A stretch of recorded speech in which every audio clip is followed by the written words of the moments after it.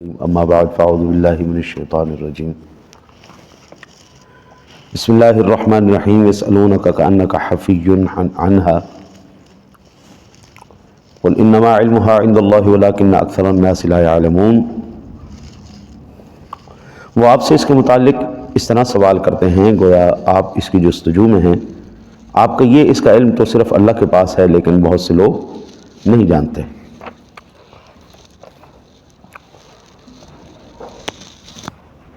اللہ وحدہ لا شریک نے 5 چیزوں کا علم اپنے پاس رکھا ہے۔ پہلا، قیامت کب واقع ہوگی، یہ صرف اللہ جانتا ہے۔ ماں کے پیٹ میں کیا ہوگا، یہ اللہ جانتا ہے۔ انسان کل کیا کرے گا، یہ اللہ جانتا ہے۔ کون شخص کس جگہ مرے گا، یہ بھی اللہ جانتا ہے۔ کون کہاں پہ کس وقت مرے گا، یہ اللہ تعالیٰ جانتا ہے۔ اور یہ وہ امور خمسہ ہیں جن کا ذاتی علم اللہ تعالیٰ کے ساتھ خاص ہے۔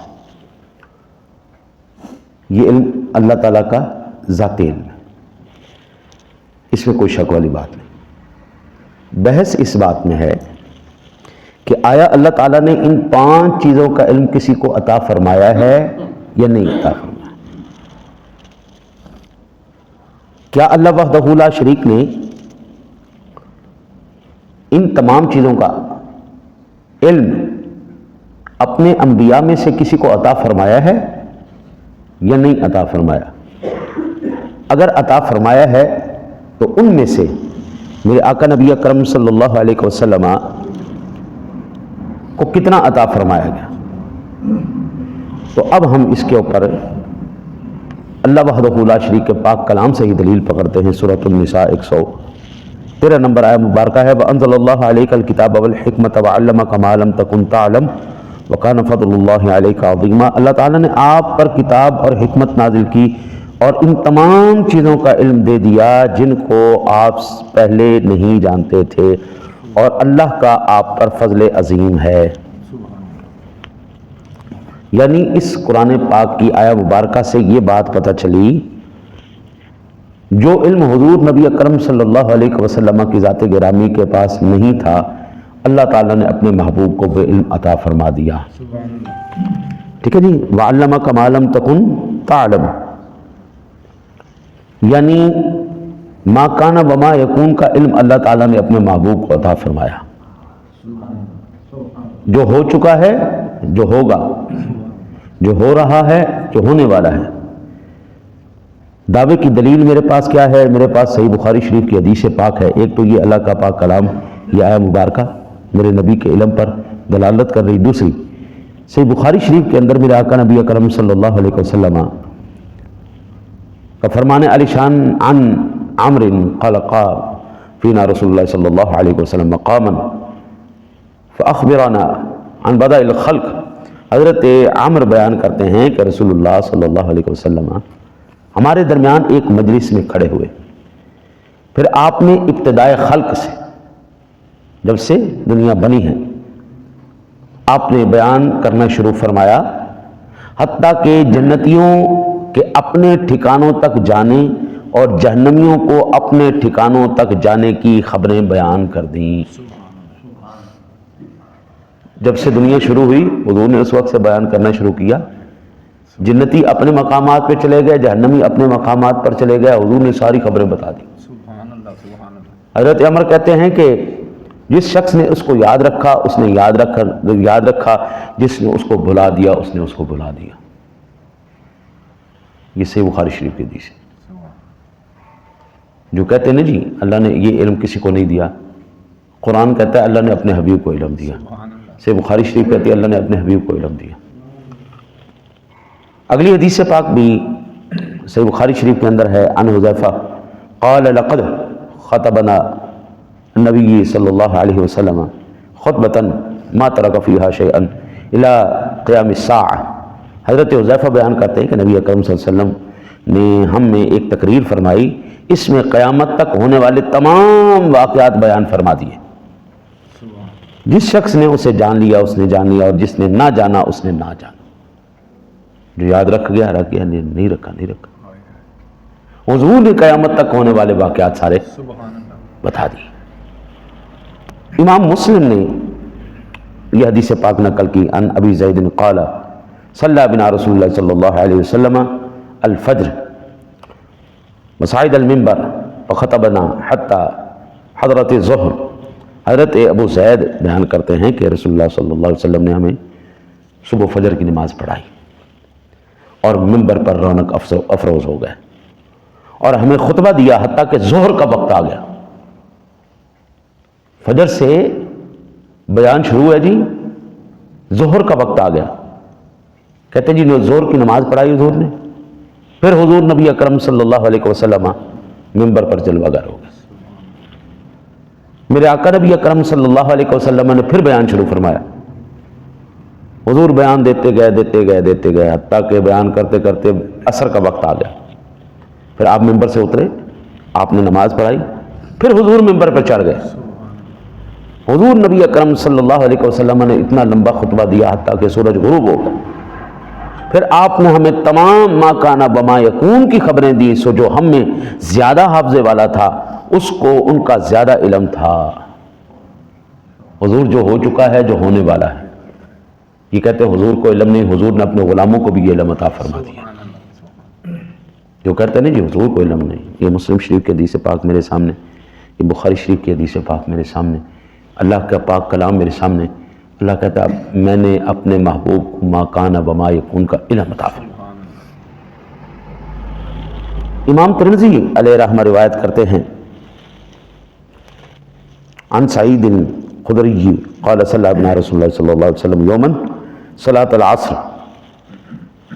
حضرت ابو سعید خدری بیان کرتے ہیں کہ ایک دن رسول اللہ صلی اللہ علیہ وسلم نے ہمیں عصر کی نماز پڑھائی، پھر آپ خطبہ دینے کے لیے کھڑے ہوئے۔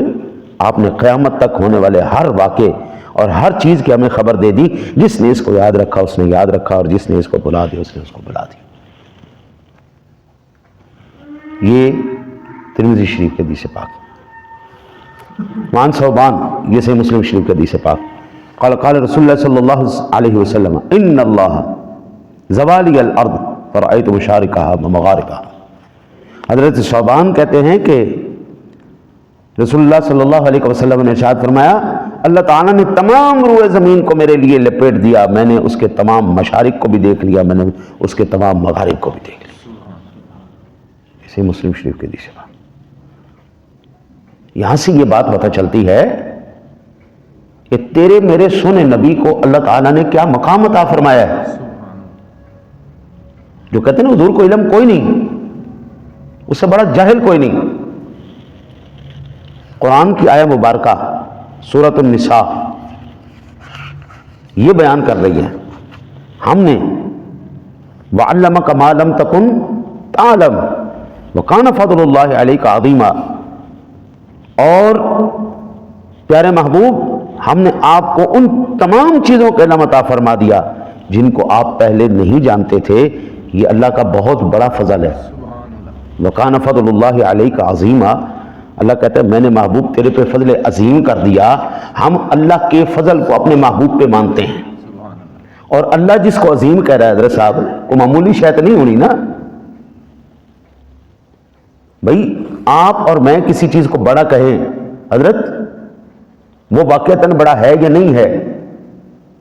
مثال کے طور پر 5-6 کنال کا گھر ہمارے نزدیک بہت بڑا ہے، 5-6 کنال کا ہم کہتے بڑا بڑا گھر ہے یار۔ جس بندے کا 100 کنال پہ گھر ہو ہم کہتے یار بڑا ہی بڑا گھر ہے اس دا۔ اللہ تعالیٰ ارشاد فرماتا ہے قل متاع الدنیا قلیل، یہ دنیا اور اس کا سارا مال و اسباب کیا ہے میں تھوڑی دی شہر ہے، یہ دنیا بھی اور اس کا مال بھی۔ آج ہم دیکھ رہے ہیں اس کی جتنی مخلوقات اور جتنے ستارے سیارے ہیں، واقعتاً یہ اینی ڈش ہے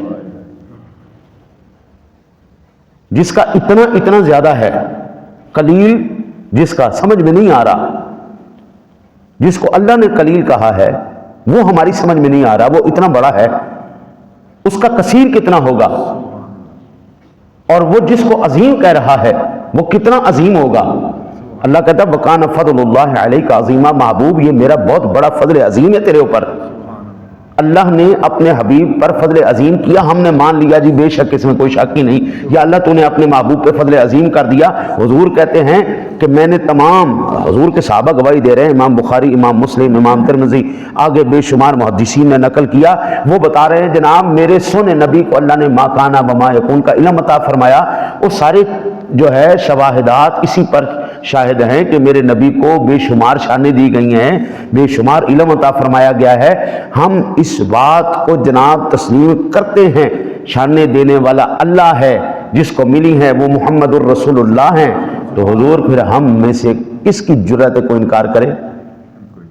اب اگر کوئی اس بات کا اقرار نہیں کرتا، بھئی اس میں کوئی شک ہے کہ حضور کو علم اللہ نے دیا؟ جتنا حضور کو دیا ہے وہ کس نے دیا ہے؟ اللہ پاک نے دیا۔ یعنی ہم یہ کہتے ہیں اللہ کی عطا محمد مصطفیٰ صلی اللہ علیہ وسلم پر ہوئی، حضور کا ذاتی علم نہیں تھا، اللہ نے دیا ہے، تو پھر جھگڑا کس بات کا ہے؟ اللہ اپنے محبوب کو جو مرضی دے۔ حضرت صاحب ایویں سائیں لوکاں نوں اللہ تعالیٰ کروڑ پتی بنا دینا ہے، رب نال لڑ لو، لڑو جا کے رب نال، یا اللہ عیسائیوں میں تو کروڑ پتی بناتا ہے، اسی چنگے بھلے پڑھے لکھے سانو غریب بناتا ہے، لڑو جا کے۔ ہم رب سے نہیں جھگڑ سکتے، اس نے جس کو امیر بنایا یہ اس کا فیصلہ ہے، اس نے جس کو غریب بنایا یہ اس کا فیصلہ ہے۔ حضرت آپ پڑھے لکھے نو جاہلاں دا نوکر بنا دیتا، یہ اس کے فیصلے ہیں جناب۔ وہ جاہلوں کو ارب پتی بنا دیتا ہے، وہ پڑھے لکھوں کو ان کا نوکر بنا دیتا ہے۔ ساری زندگی بندہ مزدوری کر کر کر کر کے مر جاتا ہے، اپنا گھر نصیب نہیں ہوتا کہ جناب ستیاں انہوں نے اپنی پراپرٹیاں مل جاتی ہیں۔ یہ رب کے فیصلے ہیں نا جی، اللہ کس کو کیا دیتا ہے کیا نہیں دیتا۔ حضرت صاحب اللہ کے فیصلوں میں عمل دخل نہیں دے سکتا، اللہ نے مجھ سے پوچھ کے کوئی کام نہیں کرنا۔ جب اللہ اپنے محبوب کو شانیں اور عظمت عطا فرما رہا تھا، میرے سے اللہ نے مشورہ نہیں کیا، وہ شانوں کا مالک ہے، قدرتوں کا مالک ہے، علی کل شیء قدیر ہے، اس کے اپنے فیصلے ہیں، وہ جس کو چاہتا ہے نواز دیتا ہے، جس کو چاہا اس نے مقام خلیلی پر فائز فرما دیا، جس کو چاہا مقام کلیمی پر فائز کر دیا، جس کو چاہا روح اللہ بنا دیا، جس کو چاہا کلیم اللہ بنا دیا، اور جس کو چاہا حبیب اللہ بنا دیا۔ حضور ہمیں ہر فیصلہ اللہ کا منظور ہے۔ اللہ نے آدم کو صفی اللہ بنایا، ہم دل و جان سے تسلیم کرتے ہیں۔ اللہ نے عیسیٰ علیہ السلام کو روح اللہ بنایا، ہم دل و جان سے تسلیم کرتے ہیں۔ اللہ نے موسیٰ علیہ السلام کو کلیم اللہ بنایا، ہم دل و جان سے تسلیم کرتے ہیں۔ اللہ نے میرے سونے نبی کو حبیب اللہ بنایا، ہم اس کو بھی دل و جان سے تسلیم کرتے ہیں۔ ان کو تو میں مانوں اور اپنے نبی کو نہ مانوں، بڑے تعجب کی بات ہے جی۔ اللہ تعالیٰ جڑا ہے نا جی، ہمارے پنجابی کی ایک مثال ہے، اڑبندیاں دی ہر شے بندی، گندی شکل گندی نسل، جدوں بھی گل کرے گا گندی گل کرے گا، چنگی گل اندر منہ نہیں نکلن والی۔ شان والا آدمی، عزت والا آدمی، نسلی آدمی جب بھی بات کرے گا شان مصطفیٰ کی بات کرے گا، مقام مصطفیٰ کی بات کرے گا، عزت مصطفیٰ کی بات کرے گا، محبت مصطفیٰ کی بات کرے گا۔ گندی نسل جدوں بھی جو ہے نا جی وہ گل کرے گی، اس کو نبیوں میں، ولیوں میں، بزرگوں میں، اس کو تمام ہستیوں میں کوئی نہ کوئی نقص ہی نظر آئے گا، وہ نقص ہی تلاش کرے گا۔ ہاں جی، گندی مکھی ہمیشہ گند دے اتنے ہی بیٹھے گی، انہوں کی پتا شاید کی چیز ہوتی ہے۔ گندی مکھی دا کم گند تے بہنا ہے، جا تو گندا تے جا کے بہ۔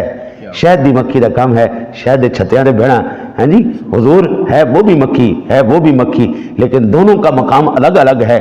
حضور بندہ وہ بھی ہے جو نبیوں کے اندر نقائص تلاش کر رہا ہے، جو قرآن اس لیے پڑھ رہا ہے کہ مجھے کوئی نبی کا نقص نظر آ جائے، مجھے کسی ولی کا نقص نظر آ جائے۔